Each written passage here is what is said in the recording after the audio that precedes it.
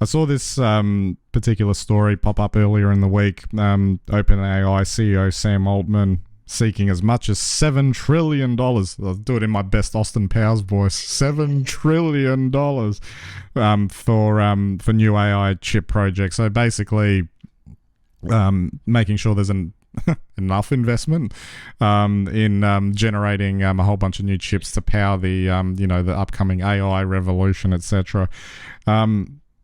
I mean, there's obviously the component of this that's probably the most serious is that semiconductors have never been more important in running everyday lives. And people, this story's focused on chips for AI, but obviously there's chips in everything, and the world would grind to a halt pretty quick if they weren't available for whatever reason.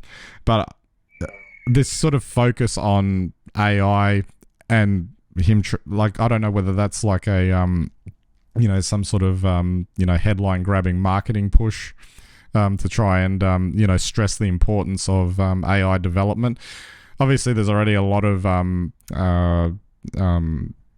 work going into that right now. I find it fascinating that chips based on GPUs are the ones that are seem to be the focus for it.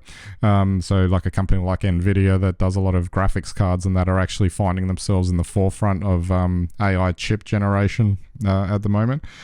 But I don't know. It just seems like, unless it's sort of also underlining this issue that AI is going to need a lot more horsepower to really get there.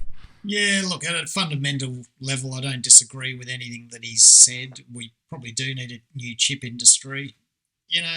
How important is it? Well, it's really important for everyone who's going to build a new device like an iPhone or a Google Nest or probably a whole range of products where. Do we really need a fridge with AI? I don't know. But, people will tell you we will. And so fair enough, if that's the direction, yes, we probably do need the investment, and we do need effectively probably a whole new, not just supply chain for these chips, but a new appreciation of the value chain, in their impact in everyday life, right back to how do we design and manufacture these chips. But, when you start talking trillions and trillions of dollars, of course, you always wondered, are you just talking that up so you can be bigger than Musk?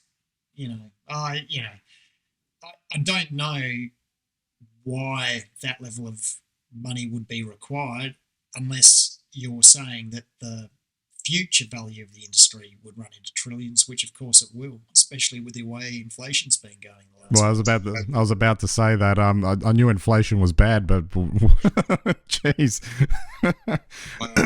trillion is the new billion. It's been interesting. I've always wondered if a lot of this GPU interest comes from the crypto side of things, because obviously the GPUs are a lot more effective at blockchain sort of, functions.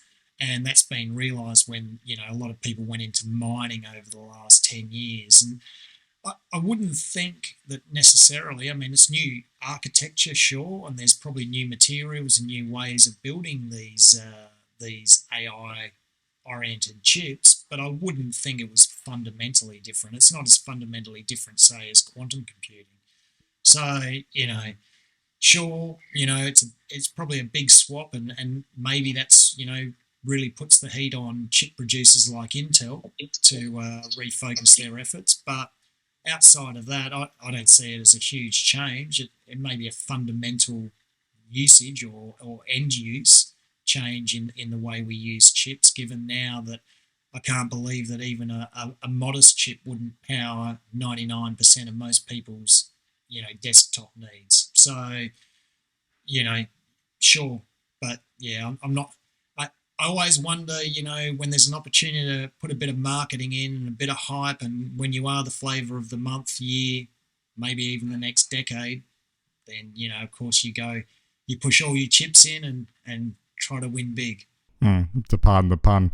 And of course it's $7 trillion, so you can't you just can't argue. That's 1,000 billion or 1,000 million dollars. Yeah. It's a lot of zeros, kids. That's what it is.